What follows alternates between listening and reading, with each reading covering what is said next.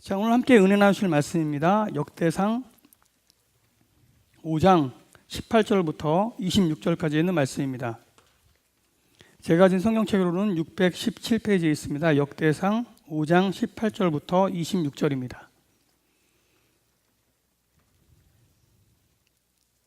봉독해 드리도록 하겠습니다. 르우벤 자손과 갓 사람과 므낫세 반 지파에서 나가 싸울 만한 용사 곧 능히 방패와 칼을 들며 활을 당겨 싸움에 익숙한 자는 44,760명이라. 그들이 하갈 사람과 여두루와 나비스와 노답과 싸우는 중에 도우심을 입었으므로 하갈 사람과 그들과 함께 있는 자들이 다 그들의 손에 패하였으니 이는 그들이 싸울 때에 하나님께 의뢰하고 부르짖음으로 하나님이 그들에게 응답하셨습니다. 그들이 대적의 짐승 곧 낙타 5만 마리와 약 양 25만 마리와 낙이 2천 마리를 빼앗으며 사람 10만 명을 사로잡았고 죽임을 당한 자가 많았으니 이 싸움이 하나님께로 말미암았습니다. 그들이 그들의 땅에 거주하여 사로잡힐 때까지 이르렀더라. 므낫세 반 지파 자손들이 그 땅에 거주하면서 그들이 번성하여 바산에서부터 바알 헤르몬과 스닐과 헤르몬 산까지 다다랐으며 그들의 족장은 에벨과 이시와 엘리엘과 아스리엘과 예레미야와 호다위야와 야디엘이며 다 용감하고 유명한 족장이었더라. 그들이 그들의 조상들의 하나님께 범죄하여 하나님이 그들 앞에서 멸하신 그 땅 백성의 신들을 간음하듯이 섬긴지라. 그러므로 이스라엘 하나님이 아수르 왕 불의 마음을 일으키시며 아수르 왕 디글랏 빌레셀의 마음을 일으키시매 곧 르우벤과 갓과 므낫세 반 지파를 사로잡아 할라와 하볼과 하라와 고산 강가에 옮긴지라. 그들이 오늘까지 거기에 있으니라. 아멘.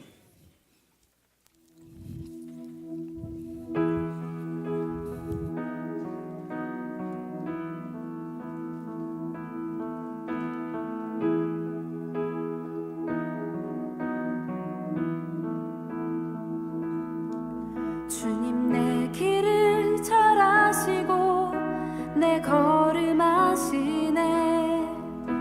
어둠에서 빛을 내시는 그분을 믿네.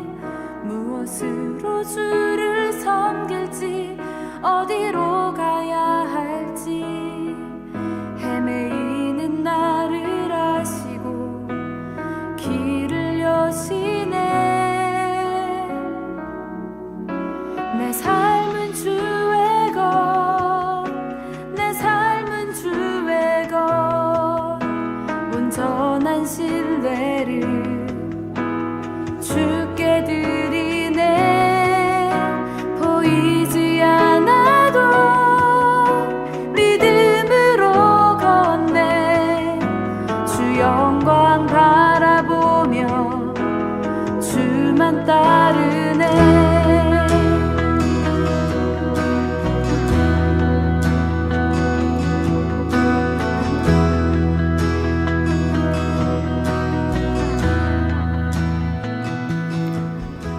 따라해 보겠습니다. 계산은 식당에서나 먼저 하자. 우리 식당에 가면 계산할 때 좀 제일 먼저 달려가서 이렇게 카드를 내거나 현금을 내는 사람들 굉장히 고맙죠. 저하고 함께 식사할 기회가 있다면 여러분 먼저 달려가서 계산하시는 분들을 환영합니다. 그런데 절대로 하나님 앞에서는 계산 먼저 하면 망합니다. 강원도 횡성, 그리고 경상남도 의령, 전라남도 함평, 경기도 안성. 유명한 게 뭘까요? 소고기! 이제 추석이 다가오는데 뭐 여기저기서 선물이 오는데 선물 박스에 강원도 횡성 한우 딱 이렇게 쓰면 너무 좋겠어. 그렇다고 여러분 보내라는 얘기는 절대로 아니고요. 뭐 소고기라면 어디 걸 보내셔도 잘 먹습니다. 이 네 곳이 사실은 우리나라의 대표적인, 제가 지역 분배한 거 좀 눈치채셨죠? 그거 가지고 또 싸우더라고. 어디 뭐 자기 집안 소고기가 맛있다고 뭐 횡성이다, 의령이다, 함평이다, 뭐 어디 정읍이다, 뭐 정읍이 언제 소고기. 하여튼 이 네 곳이 사실은 대표적으로 한국에서 맛있는 그 한우, 소고기가 나오는 곳입니다. 그럼 역시 여러분 혹시 그 구약 시대에 이스라엘에서 소고기가 맛있었던 곳은 어딜까요? 잘 모르시죠? 그걸 왜 알아야 돼 우리가? 그런데 사실 성경을 가만히 들여다보면 이 구약 시대에 가장 맛있는 소고기가 나왔을 법한 곳이 성경에 기록되어 있습니다.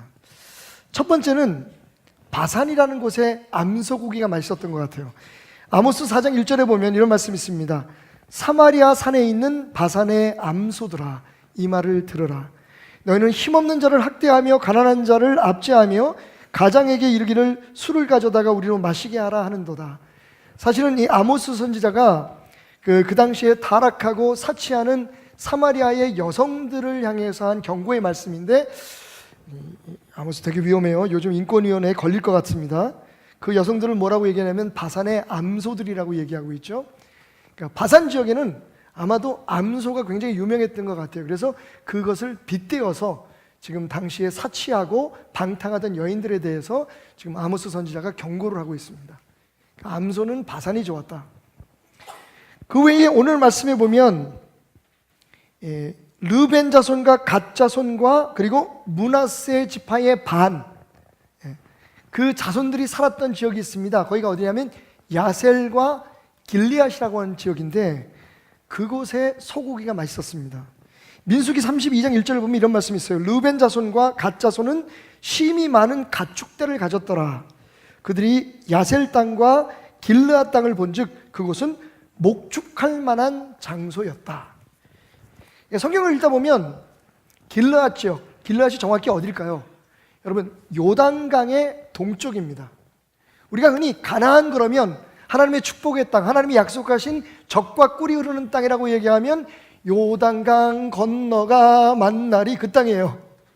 그러니까 사실 우리가 요단강 건넌다 그러면 요즘 우리가 부르는 찬송이 있기 때문에 별로 그렇게 기분 좋게 들리지 않아요. 그죠? 며칠 후, 에브리바디, 며칠 후 요단강 건너가 만날이. 약간 꺾기가 들어가야 됩니다. 이 노래는 옛날에 우리가 부르던 노래라서. 요단강 건너가 만난다면 죽어서 천국 가는 얘기를 우리가 상상하게 되는데, 사실은 정확히 요단강 건너가 축복의 땅 가나안입니다. 하나님께서 이스라엘 백성들에게 출애굽하는 이스라엘 백성들과 모세에게 명령하신 곳이 바로 요단강 건너서 서쪽 땅 지중해와 그리고 요단강 사이에 있는 그 땅이었습니다. 그런데 이 길르앗이라는 곳, 야셀이라는 곳은 사실은 요단강 동쪽의 땅이에요. 정확히 말하면 하나님이 축복하신 그 땅 밖에 있는 땅이었습니다. 가까워요. 청와대의 모 보좌관이 우리 모두가 다 강남에 살 필요가 없습니다 라고 얘기했는데 당신은 강남에 살고 있어가지고 문제가 됐는데, 강남과 강북하고 무슨 차이가 있습니까? 그죠? 그냥 강 하나 차이예요. 그런데 중요한 건 하나님께서 말씀하시기를 너희는 요단강을 건너서 서쪽 땅 적과 꿀이 흐르는 가나안 땅으로 들어가라 라고 말씀하셨거든요. 그런데 르벤, 갓, 그리고 므낫세의 반지파는 이 요단강 건너가기를 거부합니다. 왜 그랬을까요? 성경은 그 이유를 분명히 말씀하고 있죠. 조금 아까 제가 읽었던 민수기 31장 1절부터 5절까지의 말씀, 르벤 자손과 갓 자손은 심이 많은 가축대를 가졌더라. 그들이 야셀 땅과 길르앗 땅을 본즉 그곳은 목축할 만한 장소인지라. 갓 자손과 르벤 자손이 와서 모세와 제사장 엘르아살과 회중 지휘관들에게 말하여 이르되 아다롯과 디본과 야셀과 니므라와 헤스본과 엘르알레와 스밤과, 아직 안 주무시죠?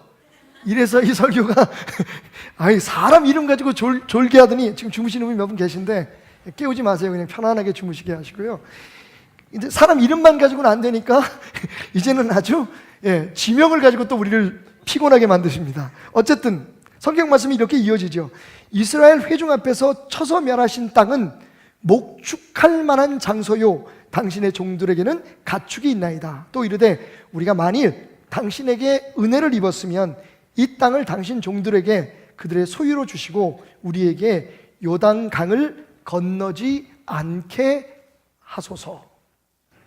그러니까 르벤과 갓과 므낫세 반지파가 이제 40년 동안의 방황을 마치고 요단강을 건너서 가나안으로 들어가려고 딱 보니까 가나안 서쪽에 하나님이 약속하시고 가라 명령하신 땅이었음에도 불구하고 동쪽 땅이 훨씬 자기네들에게는 좋은 거예요. 아마도 애굽 땅에 살 때 이 두 지파 반은 목축에 종사하는 일을 했던 것 같습니다. 애굽 땅에서 이스라엘 백성들이 종로를 탈 때 아마 애굽에 많은 목축업자들이 많은 짐승, 특별히 소, 양, 낙타가 그 당시에 주종이었었는데 이런 것들을 기르던 사람들이 이스라엘의 르벤, 갓, 므낫세 사람들을 데려다가 일을 시켰던 거죠. 그리고 이 사람들이 출애굽할 때 성경 말씀 보면 애굽 사람들이 빨리 나가라고 겁이 나서 이스라엘 백성들에게 자기들이 가지고 있던 소유를 주었어요.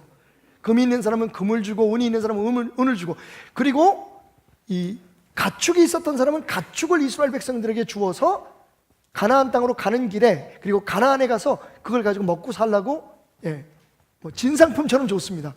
그러니까 아마도 르벤과 갓과 므낫세 사람들에게는 애굽 사람들이 준 많은 가축들이 있었을 거예요. 근데 딱 보니까 이 동쪽 땅이 말씀드렸던 좋은 소고기가 나오는, 양고기가 나오는, 그리고 향유가 많이 생산되는 아주 곡창지대일 뿐만 아니라 목축업에 적당한 평지가 있었는데 거기가 어디냐면 바산과 야셀, 길르앗 지방이었다는 거예요. 그러니까 대표들이 가서 모세와 그리고 이스라엘 족장들에게 이야기합니다. 괜찮으면 우리 요단강 안 건너갈게요. 우리 여기서 그냥 살겠습니다. 모세가 한 가지 제안을 하죠. 그것이 너희들의 계산적인 선택이었다면 오케이, 거기 살아라. 어떻게 하겠니? 건너가기 싫다는데. 단, 강을 건너가서 예상되는 싸움에서 너희가 다른 9 반지파와 함께 싸워야 할 것이다. 너희가 함께 그 전쟁에 참여한 후에 전쟁이 끝나고 나면 너희가 선택한 그 땅에 돌아와서 너희 가족들과 함께 거기서 그냥 살아라. 그래서 르벤, 갓, 므낫세 반지파가 요단강 동쪽 하나님이 명령하신 가나안 땅에 아주 가까운 곳에 자신들의 삶의 터전을 잡고 거기에 안주하게 됩니다. 오늘 얘기가 바로 그 두 지파와 반지파, 둘과 반지파의 사람들의 이야기예요. 자, 이 말씀을 통해서 우리는 무엇을 깨닫습니까? 가장 중요한 건 오늘 말씀은 우리에게 이렇게 말합니다. 따라합시다. 먼저 계산부터 하는 버릇을 고치자. 여러분, 말씀드렸듯이 식당에서 먼저 나가서 계산하는 사람은 복 받을 겁니다. 할렐루야. 그런데 하나님 앞에서 무엇을 할 때 인간적인 계산부터 하면 위험합니다. 그 버릇 고쳐야 돼요. 그러면 그런 버릇만 있는 사람들한테 얘기하면 되지. 목사님 이렇게 많은 성도들이 모였는데, 오늘은 뭐 다른 때보다 더 많은 성도들이 오신 것 같아요. 이 많은 성도들 앞에서 굳이 마치 우리 모두가 다 계산적인 사람인 것처럼 그렇게 말씀하실 이유가 있습니까? 라고 말씀하실 수 있지만, 여러분 솔직히 말씀드립니다. 우리는 다 계산적입니다. 내 생각, 내 판단, 당장 눈앞에 보이는 이익을 생각하기가 쉬워요. 무엇보다 하나님의 말씀을 의존하기보다. 여러분, 우리 하나님의 사람이잖아요. 아멘을 안 하시는군요. 아직 아닌가 봐요. 아니면 되어가고 계시나요? 여러분, 우리 하나님의 사람입니다. 죄송합니다. 아멘할 시간도 안 주고 막 시간차 공격으로, 그지? 목사가 나빠서 그래. 이 목사가 나빠. 여러분, 우리가 하나님의 사람이라면 하나님을 믿지 않는 사람들과 분명히 한 가지 다른 게 있어야 돼요. 그게 뭐냐 하면, 우리 앞에 어떤 문제가 있든지 어떤 상황이 전개되든지 어떤 결정을 내려야 될 때 하나님의 말씀을 우선해야 된다는 거예요. 하나님의 말씀이 앞서야 된다는 거예요. 다시 말하면, 우리가 무슨 일이 있을 때 우리의 경험, 우리의 생각, 우리의 방법으로 다 계산해가지고 여기 살면 좋겠어, 여기 머물면 좋겠어, 하나님의 약속, 하나님의 말씀은 생각하지 않고 먼저 우리의 계산으로 계산을 해서 딱 일을 저질러 놓고 하다가 안 되면 하나님 도와주세요, 하다가 잘 되면 하나님 앞에 감사한금 드리고 하나님 도와주셔서 감사합니다, 그것을 끝내버려요. 그런데 문제는, 여러분, 르벤과 갓과 므낫세 반지파의 삶도 처음에는 좋았다는 거예요. 거기에 살았지만 하나님을 의지하고 문제가 생겼을 때 하나님 앞에 부르짖고 기도하면서 살아갈 때는요, 여러분, 그들이 선택한 대로 목축업만 잘 된 게 아니에요. 모든 가족들이 편안하게 사는 것뿐만 아니라 부동산도 넓혀주셨어.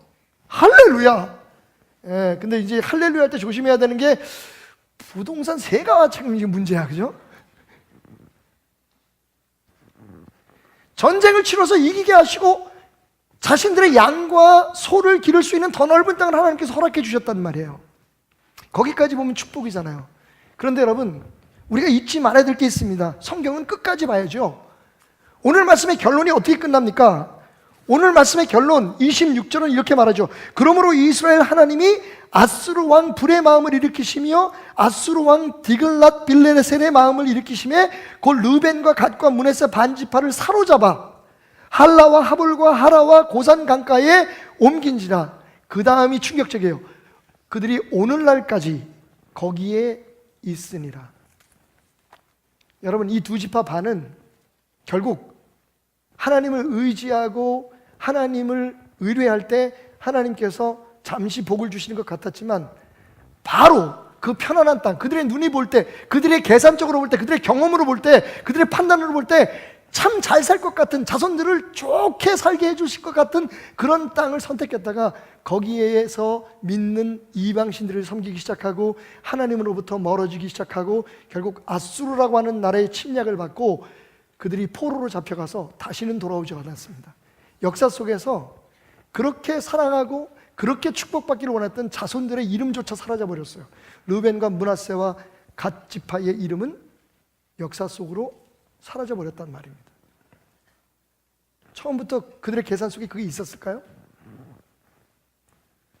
처음부터 그들이 생각했던 그 땅에 그런 불행이 찾아올 줄, 하나님을 버리게 될 줄 그들이 알고 있었을까요? 여러분, 하나님의 명령은 분명했습니다. 요단강 건너가 서쪽에서 내가 너희를 축복한 땅에서 나를 섬기며 살아라.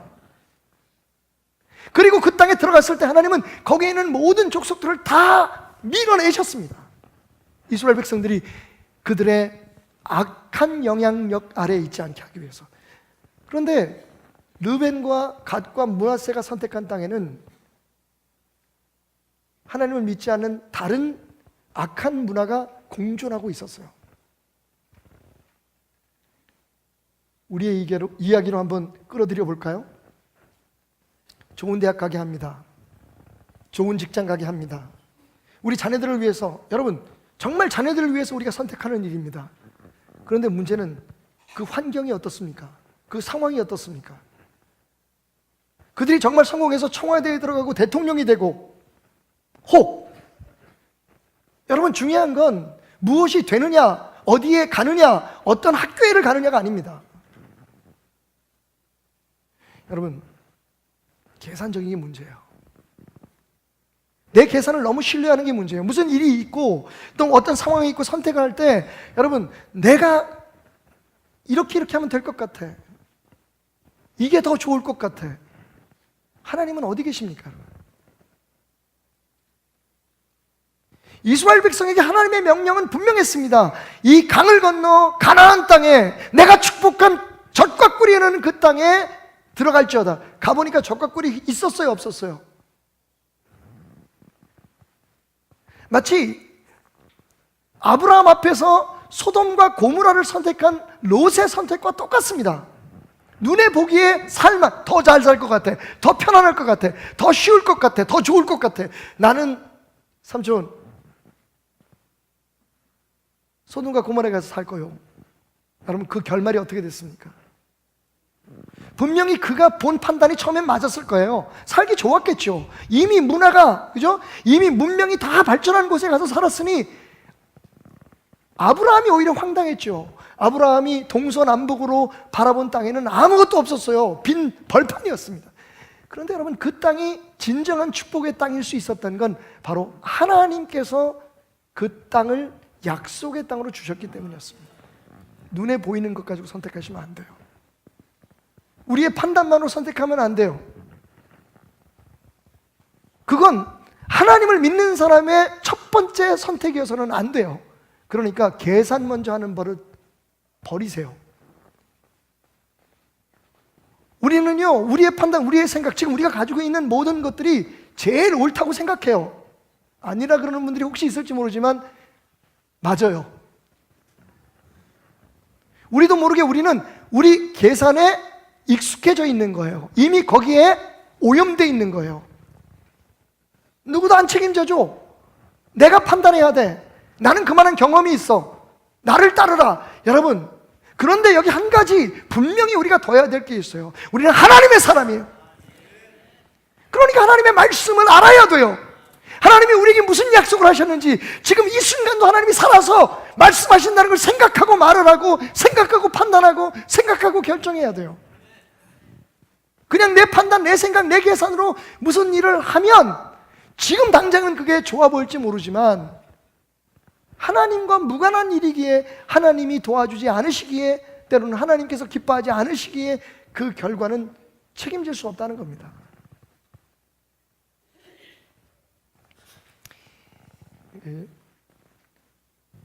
스탠포드 대학을 설립하신 그 스탠포드 부부의 이야기예요. 아들이 하나 있었는데 장티푸스로 아들이 죽었어요. 그 아들의 이름이 스탠포드 주니어입니다. 그래서 원래 스탠포드 대학의 캘리포니아의 그 스탠포드라는 지명도 아주 그 이름으로 바뀌었죠. 스탠포드 지역이 가장 세계적으로 유명한 외교 뭐 이쪽 그 정치 쪽에는 스탠포드 대학이 세계에서 제일 좋은 대학으로 명성이 드높습니다만 그 대학의 원래 이름은 스탠포드 주니어 유니버시티였어요. 그러니까 아들이 죽었어요. 장티푸스로. 그러니까 이 노인분들이 돈이 굉장히 많은데 어디에 그 돈을 쓸 데가 없어진 거예요. 유산으로 물려줄 게 없었어요. 그래서 우리 아들이 죽었으니 내일의 인재들을 키우는 곳에 여보 우리가 이 돈을 맡깁시다. 그래가지고 이분들이 제일 먼저 찾아간 게 가까운 곳에 있는 하버드 대학이었어요. 여러분 아시다시피 하버드 대학은 신학대학으로 시작한 학교입니다. 지금은 세계적으로 명성이 높은 학교가 되었지만 원래는 신학대학이었어요. 조그만 기독교 신앙으로 시작된 거죠. 그래서 이 두 어르신이 그냥 평소에 입던 검소한 옷을 입고 돈 뭉치를 들고 찾아간 거예요. 물론 돈 뭉치 그냥 들고 간 게 아니라 이제 돈을 기탁하기 위해서 간 거예요. 쾌척하기 위해서. 가는데 수위가 길을 막습니다. 어떻게 오셨습니까? 총장 좀 만납시다. 그러니까 수위가 이렇게 위아래를 내려다보더니 아이, 총장님 그렇게 쉬운 분 아니십니다. 오늘 아마 시간이 없을 겁니다. 아니, 내가 총장님 만나서 긴히 할 얘기가 있어. 총장님은 어르신들 같은 분들 만나는 분이 아니십니다. 그냥 돌아가십시오. 황당한 거예요. 돌아오려다가 생각해보니까 할아버지가 약간 오기가 나셨어. 스탠퍼드 할아버지가. 그래서 그 수희한테 물어봅니다. 도대체 이런 대학 지으려면 돈이 얼마나 들고? 그랬더니 수희가 깔깔깔깔 웃으면서 할아버지 농담도 잘하시네. 빨리 가세요. 그러고 보낸 거예요. 이 노부부가 와가지고 우리 여보 결심했으니까 그거 돈 얼마나 드는지 대학교 하나 세워봅시다. 그렇게 해서 세운 대학이 스탠퍼드 대학이에요. 나중에 그 얘기를 들었어요. 전애들은 그 하버드 대학의 총장이 얼마나 속이 상했겠어요. 그렇지 않아도 학교를 더 크게 만들어서 하나님 앞에 영광을 돌리는 많은 인재들을 키워내기를 원했는데 엄청난 돈, 스탠퍼드 대학을 세울 만큼의 그 큰 돈이 그냥 떠나버린 거잖아요. 처음부터 하나님이 그 사람들에게 안 주셨으면 그 사람 건 아닌 건 맞아요. 이분이 그 하버드 대학 앞에 지금도 써 있습니다. Don't show favoritism. 너희의 편견대로 살지 마라. 그냥 그 광의로 넓은 뜻으로 표현하면 이런 거예요. 겉모양으로 사람이나 일을 판단하지 마라. 네가 좋아하는 대로 결정하지 마라. 그러니까 편견을 버려라 라는 말이에요. Do not show favoritism. 그게 하버드 대학의 정신이 되었어요. 겉으로 보고 판단하지 않으면 어떻게 해야 될까요? 우리의 기준은 분명합니다. 하나님의 말씀이에요.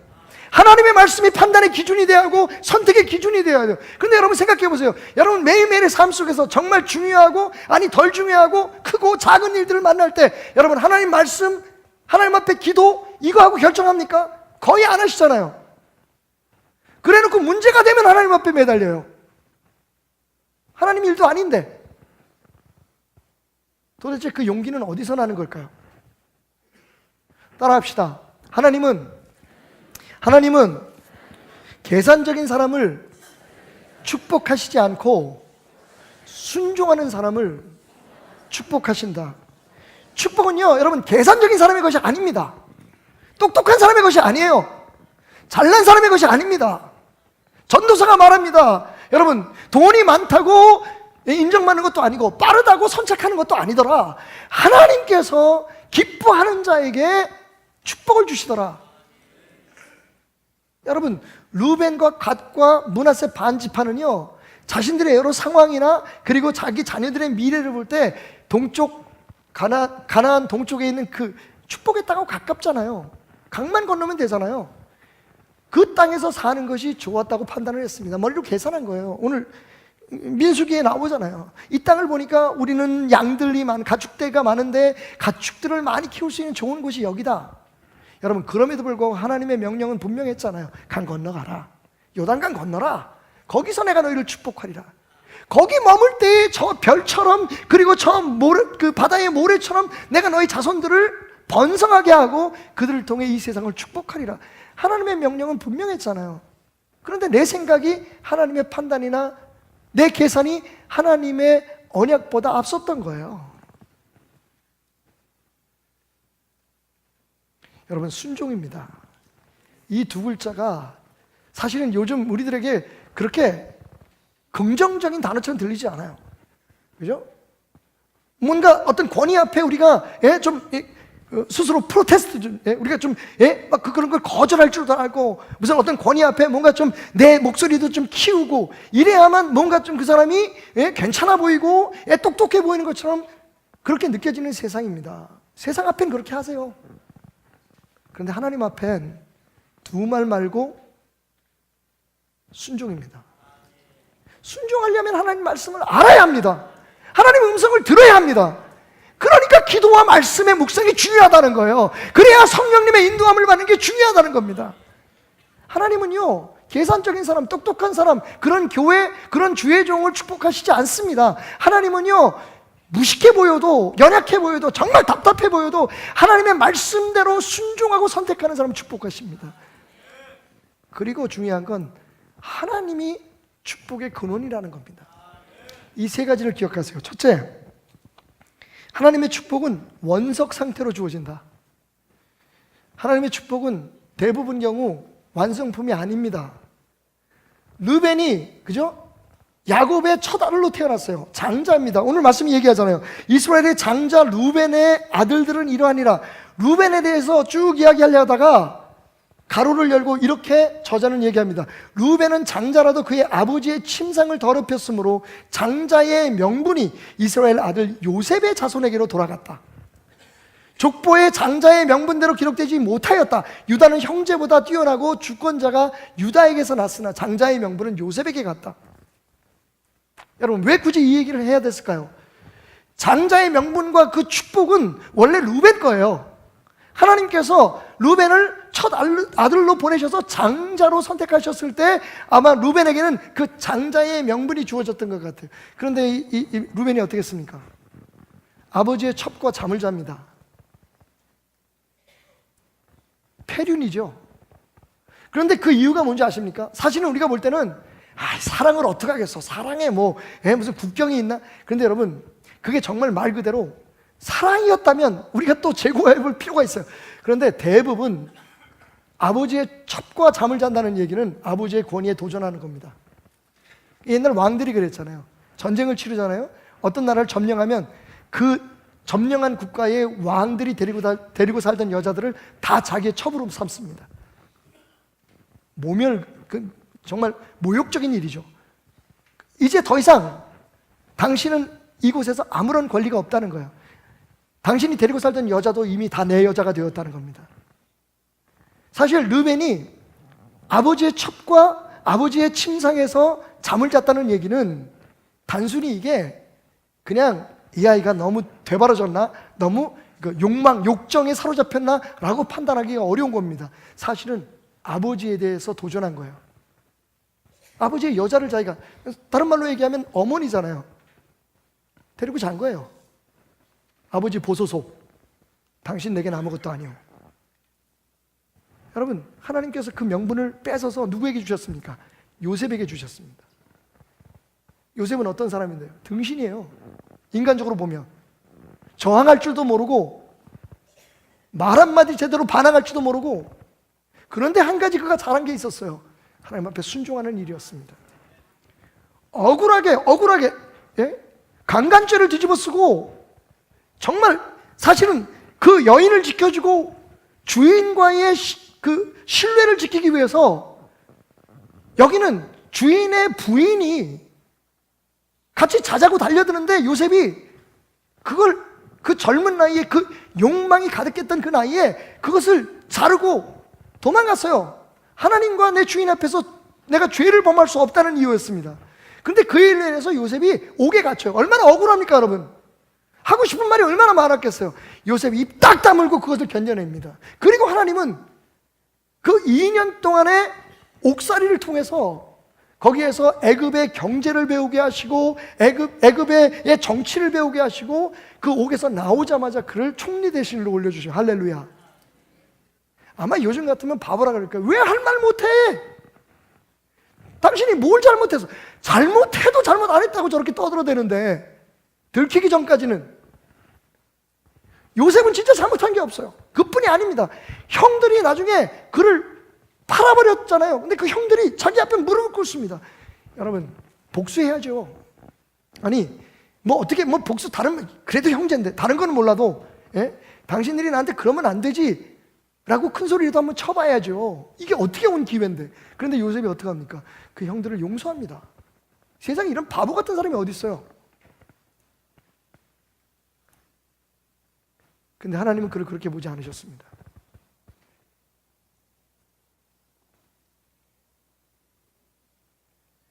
그것이 단순히 자기에게 주어진 운명에 대한 굴복이 아니었기 때문이에요. 그는 하나님을 바라보고 있었습니다. 하나님이 그에게 꿈에서 보여주신 그 언약을 보고 있었습니다. 언젠간 아버지, 어머니 그리고 모든 형제들이 내 앞에 무릎을 꿇게 한다는 것, 자기가 원해서 세운 꿈이 아닙니다. 나는 우리 가정에서 제일 높은 사람이 되겠어. 나는 이 나라에서 제일 높은, 우리 교회에서 내가 제일 높은 사람이 되겠어. 그걸 자기 스스로 선택한 게 아니라 하나님께서 보여주신 그 꿈을 붙들고 그 비전을 붙들고 그는 참고 견디고 하나님이 이끄시는 대로 순종했습니다. 바보처럼. 여러분, 목소리 큰 사람이 다 똑똑한 사람이 아니에요. 계산적인 사람이 다 명철한 사람이 아닙니다.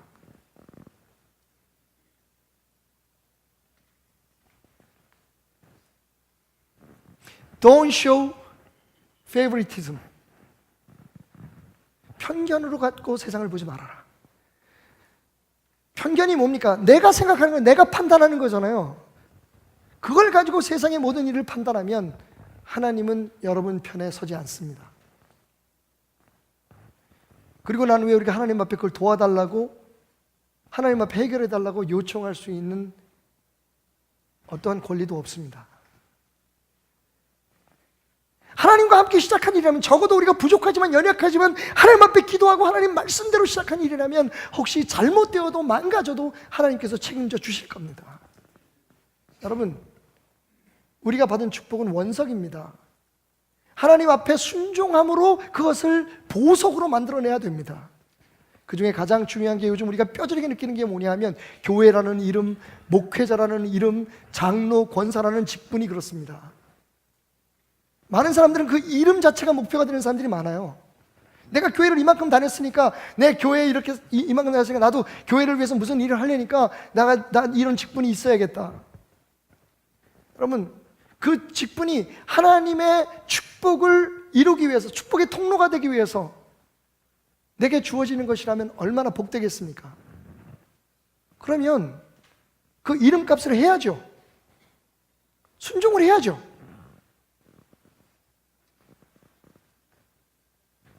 결혼식 때, 장례식 때 거기 아무개 장로, 아무개 권사라고 이름 쓰기 위해서 직분이 필요하다고 생각한다면, 여러분, 직분을 가지고 있는 대로 의미가 있겠습니다만 그게 우리의 축복과는, 하나님의 뜻을 이루시는 일과는 아무 관계가 없습니다. 여러분, 목사라는 직책도 마찬가지예요. 이거 원석입니다.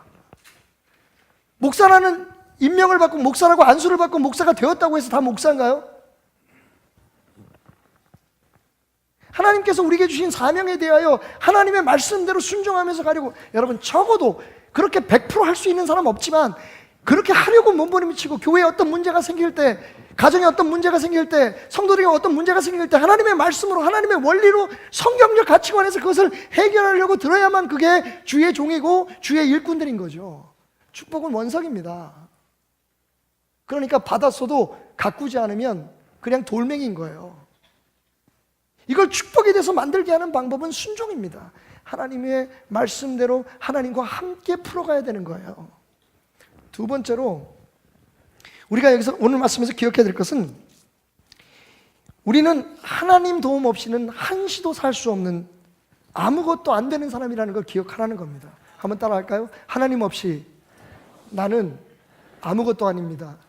여러분, 다시 한번 예배의 정의를 말씀드립니다. 예배는 하나님 앞에 여러분의 자리를 다시 되찾는 거예요. 여러분, 우리는 누구입니까? 하나님 앞에 아무것도 아닌 사람입니다. 세상에 살다가 보면요, 어떨 때는 너무 치열하게 싸우다 보니까, 어떨 때는 많은 사람들이 우리의 공을 인정해주고, 우리에 대한 기대를 갖다 보니까 우리가 뭔가 좀 된 것처럼 생각되잖아요. 맞습니다, 여러분. 각자 우리는 사회에서나 가정에서나 교회에서나 분명히 우리에게 주어진 어떤 일 때문에 평가도 받고 존경도 받고 때로는 비난도 받습니다. 근데 여러분, 하나님 앞에 오면 우리는 그냥 흙이에요. 하나님 앞에 오면 우리는 아무것도 아닙니다. 예배는 바로 그 자리를 찾아오는 거예요. 100번 얘기하지만 예배 시간에 와서 괜히 불필요한 자신감 없고 하면 된다, 할 수 있다, 해보자 이런 마음 가져가는 건 그건 예배가 아닙니다. 예배는 철저하게 하나님 앞에, 하나님, 나는 아무것도 아니고 하나님만이 내 삶의 모든 것의 주인인 것을 다시 고백하게 되는 게 예배예요. 여기서 여러분이 어떤 말을 듣든, 여러분이 찬양을 통해서 어떤 은혜를 받든, 결과적으로 성전을 떠날 때 하나님, 나는 하나님 없으면 아무것도 할 수 없는 존재입니다라는 그 고백하고 나가셔야 돼요. 가끔 설교자의 설교가 마음에 안 들 때도 있을 거예요. 나 힘들고 지쳤는데 여기 와서 내가 저 얘기를 들어야 돼. 여러분, 하나님이 여러분의 삶의 주인이 돼야만 여러분이 상상할 수도 없는 하나님의 놀라운 뜻이 여러분을 통해서 이루어지기 때문에 여러분은 하나님 앞에 자기의 자리를 찾아와야 되는 거예요. 하나님 앞에서 죽어야 되는 겁니다. 그래서 여러분, 새벽 예배를 나오셔서 드리든 아니면 집에서 하루를 시작할 때라도 꼭 기도하고 예배하고 시작하세요. 그날 하루가 하나님 손에 온전히 맡겨지려면, 하나님, 나는 아무것도 아닙니다, 하나님이 내 삶의 주인이고 오늘 나의 모든 삶은 하나님께 있습니다. 내가 어떤 판단을 하든, 내가 어떤 결정을 하든, 내가 누구와 어떤 말을 하든 하나님이 하나님 뜻대로 하나님의 일을 이루시는 것이 될 수 있도록 나를 붙들어 주십시오. 여러분, 그게 하나님의 사람이에요. 뭐 이 일하고 저 일하다가 안 되면 하나님 앞에 와서 빌고 뭐 작정 기도해서 뭘 얻어내는 것, 그건 차후 문제고, 진짜 하나님의 사람이 되는 첫 번째 기준은 그리스도가 내 삶의 주인 되는 거예요. 하나님이 내 삶의 주인 되는 거예요. 아무리 내가 똑똑해도, 세상적으로 볼 때 얼마나 내가 잘나도, 교회는 여러분 죄송합니다, 그래서 그런 사람들을 용납하지 않는 거예요. 교회도 능력 있는 사람이 있고 똑똑한 사람이 있으면 얼마나 좋겠습니까? 하지만 하나님의 일을 할 때 그런 사람은 오히려 방해가 됩니다. 자기를 내세우거든요. 그래서 저처럼 못난 사람이 교회의 담임 목사가 되는 게 맞습니다.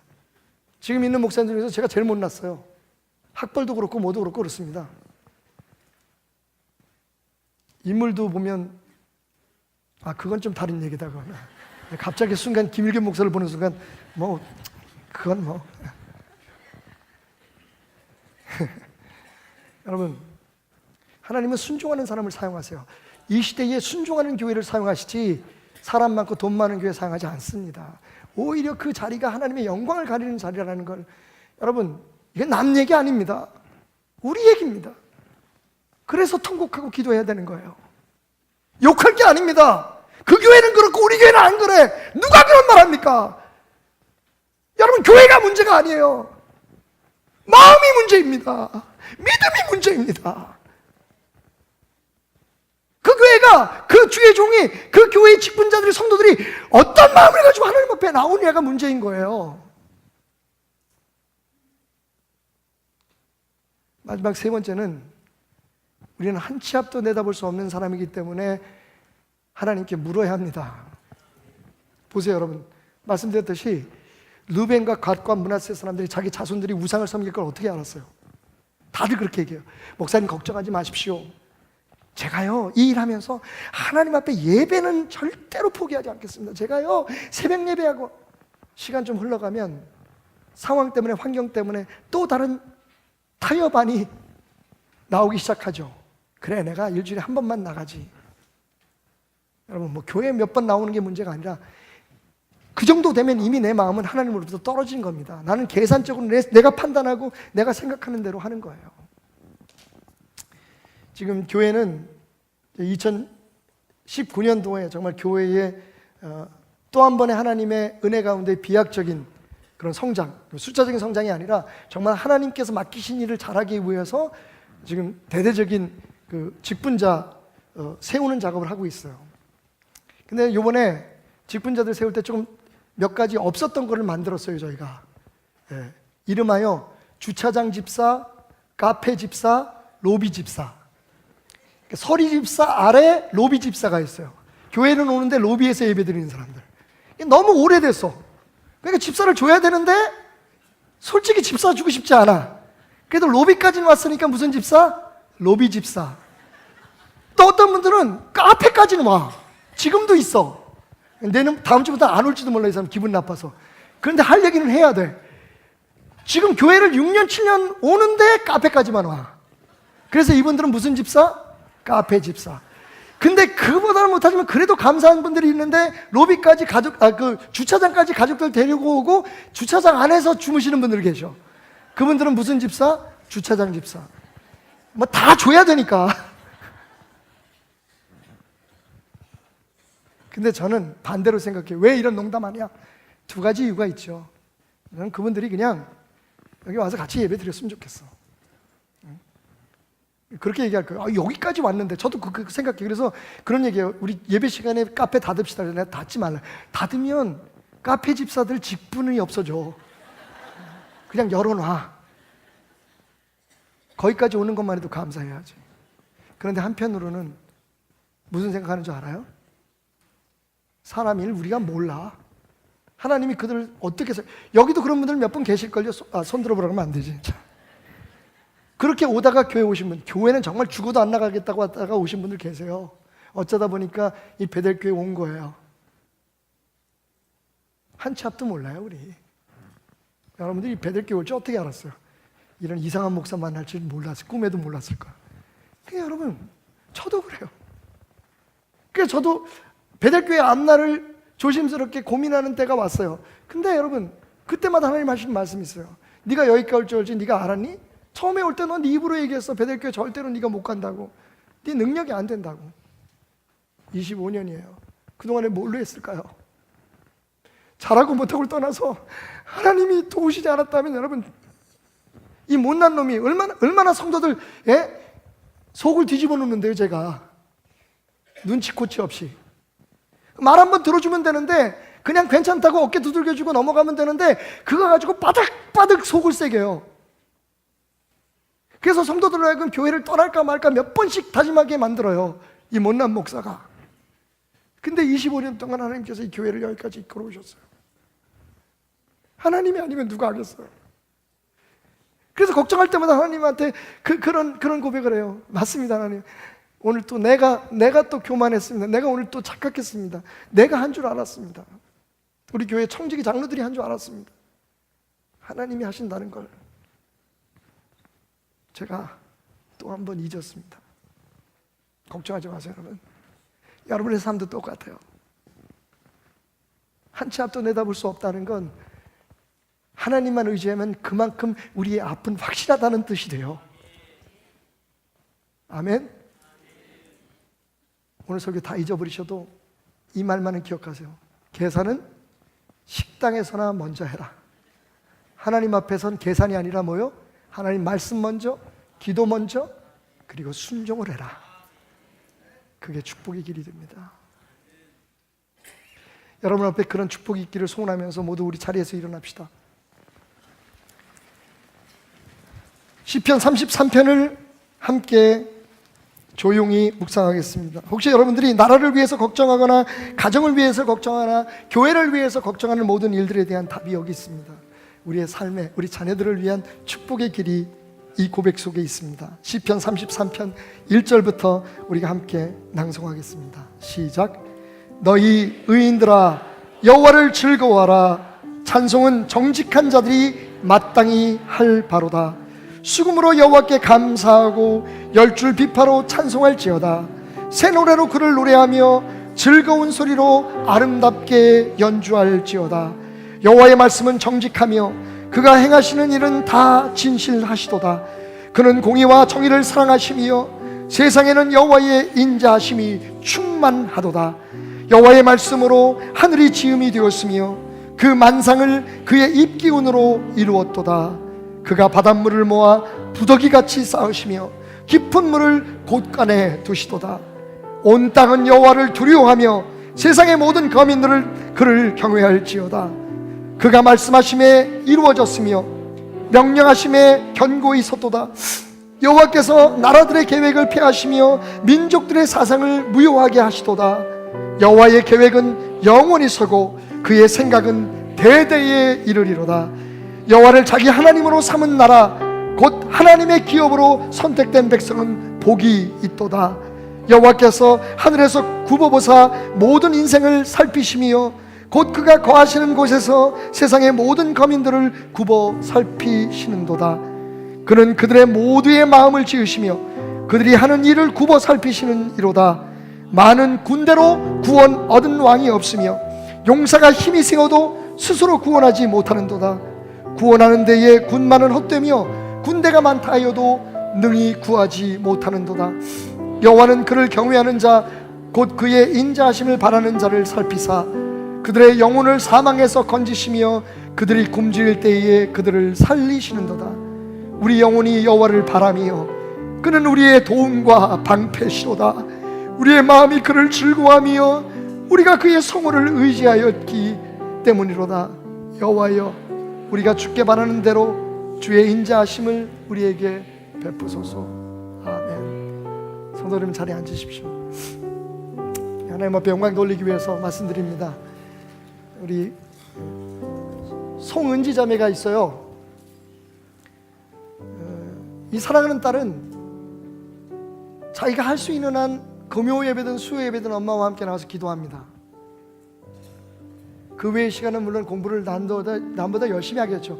한때는 우리 금요 성가대의 반주까지 맡았던 자매입니다. 이번에 그 외교관 시험이 있었어요. 외교관이 될 수 있는 후보들을 뽑는 시험이 있었는데 40여 명 중에서 최연소자로 22살에 당당히 그 외교관 시험에 합격을 했습니다. 제가 신문을 보다가 인터넷을 검색하다가 거기에 이름이 나와가지고 확인을 해봤어요. 근데 그 엄마 되시는 집사님한테 연락이 왔더라고요. 우리 은지 기사입니다. 여러분, 맞습니다. 여러분, 열심히 노력하고 학원도 가야 되고 다 필요하지만 저는 믿습니다. 제가 혹시 이런 간증을 하면 본인들도 그렇고 아마 사람들이 생각할 때 교회에서 잘된 사람들만 그렇게 칭찬하라고 말씀하실 수 있지만, 여러분, 외교관 된 사람도 우리 교회의 아들이고 딸이고, 그죠? 자기의 삶에 자기의 목표를 찾고 공부 꼭 잘하는 사람만 하나님의 사람은 아닙니다. 그런데 제가 왜 이 얘기를 하느냐, 우리가 착각한 나는 버리자는 거예요. 교회 가는 시간에 공부하고 교회 가는 시간에 학원 보내야 성공할 수 있다는 생각은 버리십시오. 될 수 있어요. 맞습니다. 그게 맞을지도 몰라요. 그런데 그 다음은 어떻게 하시겠습니까? 은지의 꿈은 제가 그게 감동이었어요. 그래서 인터뷰를 했나 봐요. 근데 신문에 자랑스러운 우리 베들교회 딸이 지금도 예배에 참석합니다 했습니다만, 제가 그냥 본인이 부끄러워할 것 같아서 일어 세우시지 않겠습니다. 거기 이렇게 썼어요. 빛과 소금이 되는 외교관이 되고 싶습니다. 여러분, 22살이에요. 저는 베들교회가 그래서 희망이 넘쳐요. 공부 잘하고 서울대학 들어가고 카이스트 들어가고 포항공대 들어간 애들이 있어서 자랑스러운 게 아니라, 그 자리에서 하나님께서 나를 왜 여기까지 이끌으셨는지를 깨닫고 기도하는 자녀들이 있기에 저는 베들의 꿈이 있어요. 우리를 향한 하나님의 사랑과 하나님의 능력을 어떻게 비교할 수 있을까요, 여러분? 이게 여러분이 잘 아시는 브랜드 아주 고가는 아니지만 그래도 꽤 여성분들이 좋아하는 포트는 그릇이에요. 근데 이 그릇의 용도는 그 여러 가지 음식물들이나 이런 것들을 재는, 보통 우리가 이게 메이저 컵이라고도 부르는데 계량컵이에요. 이 안에 보면 숫자가 써 있어요. 몇 온스, 몇 밀리리터. 여러분, 이 계량컵으로 나와 여러분을 향한 하나님의 사랑을 잴 수 있을까요? 못 잴까요? 이거요, 10만 개, 100만 개 있어도 못 재요. 왠지 아십니까? 시편 23편, 여호와는 나의 목자시니 내게 부족함이 없으리로다 말씀하신 그 말씀 속에서 5절이 뭐죠? 주께서 내 원수 앞에서 내게 상을 베푸시고 내 머리에 기름을 부으셨으니 내 잔이, 그러니까 이 잔으로는 절대로 하나님의 사랑을 잴 수 없어요. 차고 넘치니까. 그러면 오늘 제가 여기 또 이 줄자를 가져왔어요. 이 줄자는 그죠? 길이나 높이 이런 거리 같은 걸 재는 거겠죠? 내 키는 안 재겠습니다, 여러분. 2kg, 우리를 향한 하나님의 사랑의 그 높이를 잴 수 있을까요? 이 줄자로? 잴 수 없어요. 이게 수백만, 수천만 개가 있어도 안 돼요. 왠지 아십니까? 시편 108편 4절에 이런 말씀이 있어요. 주의 인자하심이 하늘보다 높으며 주의 진실은 궁창에 이르리로다. 여러분, 하늘보다 높은 하나님의 사랑, 당신을 향한 그분의 그 놀라운 은혜를 어떻게 이 줄자로 잴 수 있겠어요? 잊고 또 이어도 아마 절대로 불가능할 거예요. 여기 한 가지 물건을 더 가져왔습니다. 여러분, 시계입니다. 시간을 잽니다. 그러면 저와 여러분들을 향한, 여러분의 가정, 여러분 자녀들을 향한 그 하나님의 사랑을 이 시간으로 잴 수 있을까요? 할 수 없습니다. 여러분, 오늘 말씀 우리가 함께 일어나서 감격적으로 낭송했던 시편 33편에 이런 말씀이 있습니다. 우리를 향한 그분의 사랑은 영원하다고요. 그리고 그분의 생각은 너무 많다고요. 여호와의 계획은 영원히 서고 그의 생각은 대대에 이르리로다. 이 세상 인간이 동원할 수 있는 어떤 그 무엇으로도 잴 수 없는 그분의 사랑, 넘쳐나고 높디 높고 영원하신 그 사랑이 여러분과 함께 하는데, 여러분 왜 우리의 작은 머리로, 우리의 이념과 우리의 가치관으로 그 사랑을 재려고 하십니까?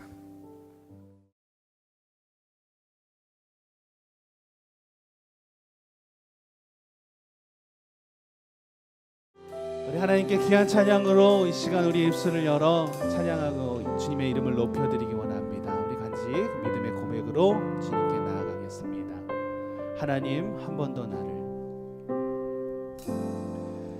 하나님 한 번 더 나를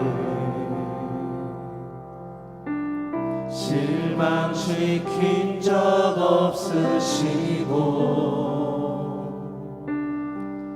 언제나 공평과 은혜로 나를 지키. 우리 한 번 더 고백하겠습니다. 하나님 한 번 더 나를, 하나님 한 번 더 나를 실망시킨 적 없으시고 실망시킨 적 없으시고 언제나 공평과 은혜로 언제나 공평과 은혜로 나를 지키셨네.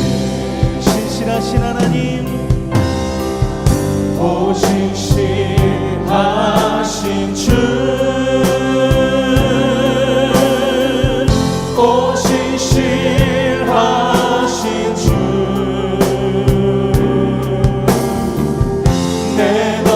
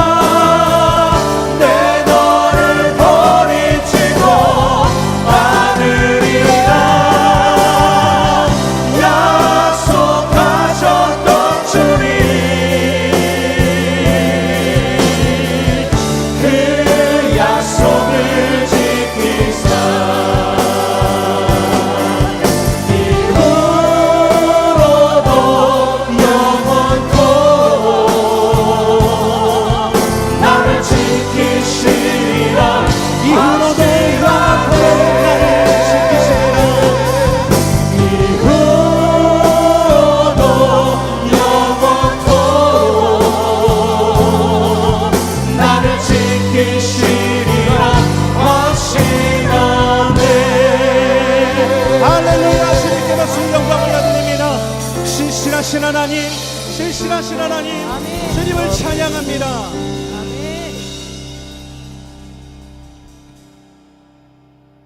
언제나 항상 나와 함께 하시는 신실하신 하나님을 찬양합니다. 오늘도 이 시간 나를 만나 주실 주님을 기대합니다. 부어주실 그 은혜를 기대합니다. 하늘에 계신 하나님 아버지를 찬양합니다. 우리 다 같이 일어나서 주님께 기쁜 마음으로 박수 치며 이 시간 찬양하겠습니다. 할렐루야. 하늘에 계신 아버지 이름 거룩하며 주의 영광 이곳에 가득하길 기도하네. 하늘에 계신 아버지 주 이름 다 외치며 주의 영광 이곳에 가득하길 기도하네. 찬양의 새 노래로 찬양의 새 노래로 찬양의 새 노래로 주님께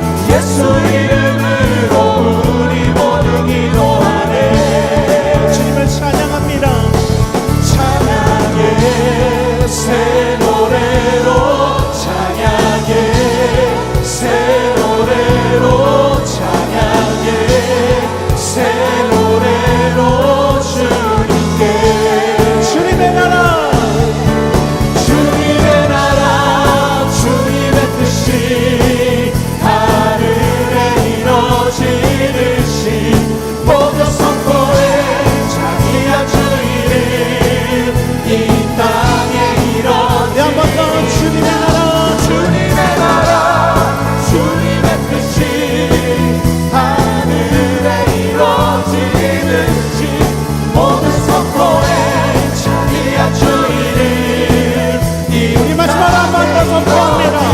주님의 나라 주님의 나라 주님의 뜻이 하늘에 이루어지듯이 모두 선포해 자기야 주의를 이 땅에 이루어지리라. 우리 계속해서 박수 치며 주님께 찬양하겠습니다. 갈 길을 밝히고 이시니 주 앞에 빨리 나갑시다. 우리를 찾는 구주 예수 고도라 하신 죄악 버스 죄악 벗은 우리 영혼이 기뻐 뛰며 주를 보게 해. 하늘에 계신 주 예수를 영원히 섬기 우리를 오라 하시는 말 우리를 오라 하시는 말 기쁘게 듣고 순종하세. 구주를 믿기 지체 말고 속속히 나가세. 죄악 벗은 우리 영혼이 기뻐 뛰며 주를 보게 돼. 하늘에 계신 주 예수를 영원히 섬기 주 오늘 여기 계시오니 주 오늘 여기 계시오니 나와서 주의 말씀 듣세. 듣기도 하며 생각하니 참을 주시로다. 죄악 벗은 우리 영혼이 기뻐 뛰며 주를 보게 돼. 하늘에 계신 주 예수를 우리 한 번 더 2절 우리를 오라 하시는 말 우리를 오라 하시는 말 기쁘게 듣고 순종하세. 구주를 믿기 지체 말고 속 3절 주 오늘 여기 주 오늘 여기 계시오니 나와서 주의 말씀 듣세. 듣기도 하며 생각하니 찾을 주시고 죄악 버스 우리 영혼 죄악 벗은 우리 영혼이 기뻐 뛰며 주를 보게 해. 하늘에 계신 주 예수를 영원히 섬기 죄악 버스 죄악 벗은 우리 영혼이 기뻐 뛰며 주를 보게 해. 하늘에 계신 주 예수 우리 한 번 더 믿음으로 선포합시다. 죄악 버스 우리 영혼 죄악 벗은 우리 영혼이 기뻐 뛰며 주를 보게 해. 하늘에 계신 주 예수를 우리 마지막으로 한 번 더 죄악 버스 죄악 벗은 우리 영혼이 기뻐 뛰며 주를 보게 돼. 하늘에 계신 주 예수를 영원히 섬기리.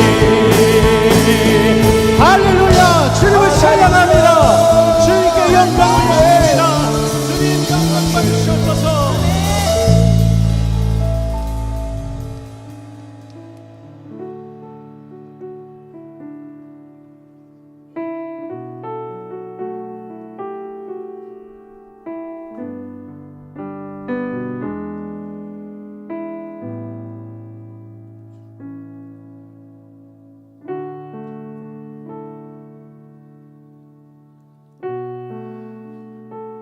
우리의 영혼이 죄악 가운데 벗어나며 그 기쁨을 통하여 주님께 나아가기를 원합니다. 오늘도 하늘에 계신 하나님 아버지를 귀하게 찬양하길 원합니다. 내 마음 가운데 주님을 향한 그 열정을 오늘 이 예배 가운데 나타내기를 원합니다. 그런 가운데서도 나타나는 수많은 고난과 역경들, 그것들을 이겨내기를 원합니다. 그 이유는 주님께서 내 마음을 아시고 또한 주님께서 나와 언제나 항상 함께 하시기 때문입니다. 오늘도 이 예배 가운데 나아갈 때에 주님께 나아갑니다. 귀한 믿음의 눈을 들어 주님을 바라보기를 원합니다. 주의 뜻이 이루어지는 그날이 오기를 간절히 소망합니다. 오늘 그 예배가 되기를 소망합니다. 같이 믿음으로 고백하며 계속해서 주님께 예배하며 나가겠습니다.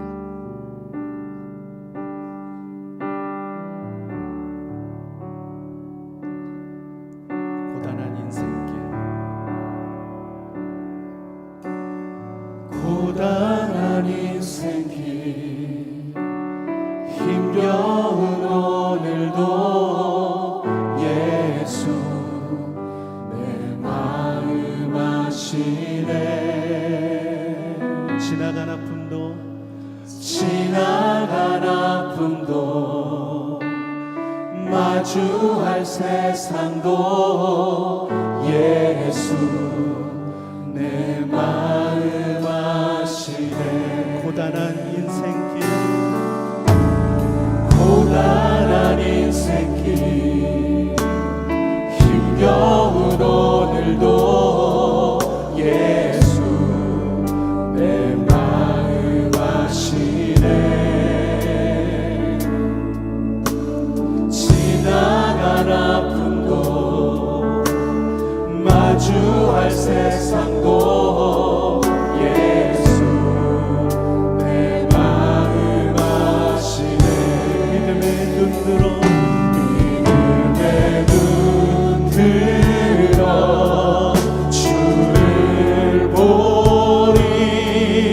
이 또한 지나가리라.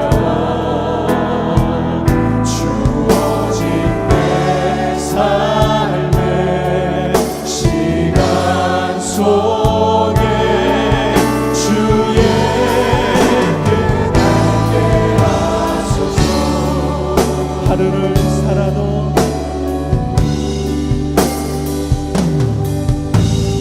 하루를 살아도 기쁨으로 가리. 예수 늘 함께 하시네. 후회도 염려도 후회도 염려도 온전히 맡기리.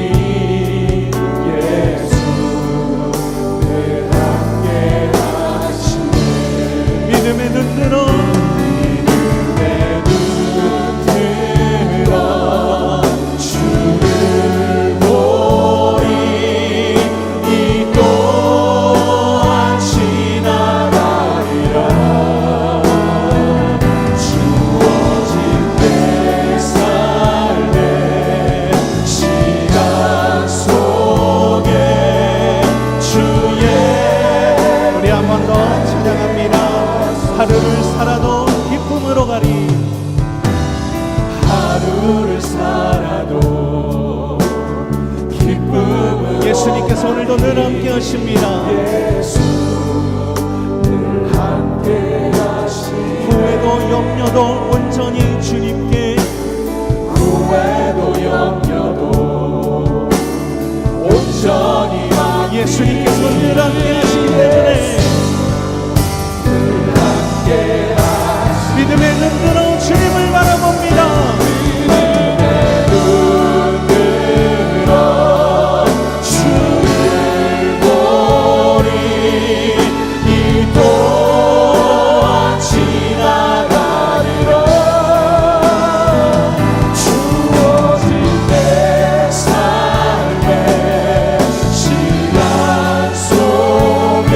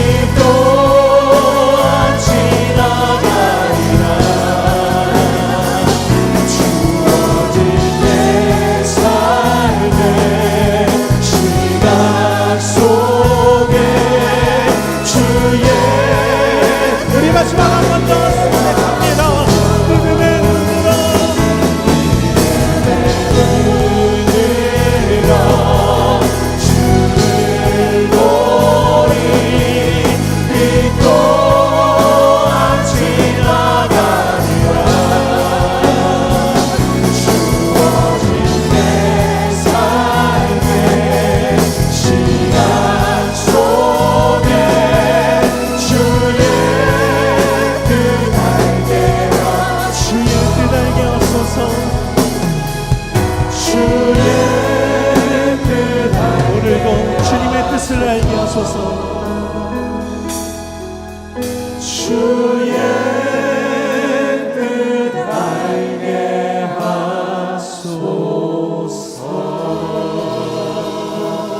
나와 늘 함께하여 주시고 내 곁에 항상 함께하시는 주님을 찬양합니다. 주님께 박수로 오늘도 이 시간 이 예배 가운데 나아가기 원합니다.